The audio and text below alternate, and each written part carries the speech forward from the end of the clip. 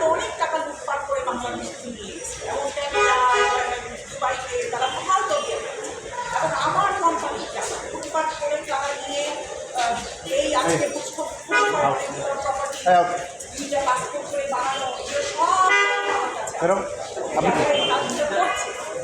আমি আশা করি তারা পুলিশ আইন শৃঙ্খলা বাহিনী তাদের অবশ্যই করবে এবং ধরে আইনের আমির হোসেন আমার সাথে দ্বন্দ্বটা ছিল।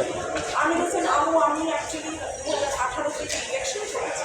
ওইটা হলো আমির হোসেন আমু কনস্টিটিউন্সি। আমি ওনার পরিবর্তে ইলেকশন করেছি এবং শুধু তারা ইলেকশন করেছে মাঠ রয়েছে। ওই ইলেকশনের সময় এই গুলশানে আমার বাড়ি ধরায় যে আমার বাসা আছে তার ছিল আমার সম্পূর্ণ বাসা ভেঙে সব মালপত্র নিয়ে গিয়েছে ওনার তত্ত্বাবধানে এবং ওনার সহকারী হয়ে আমার এক্স হাজব্যান্ড তখন এইসব কাজ চালিয়েছে এবং এখনও চালাচ্ছে। এই যে গত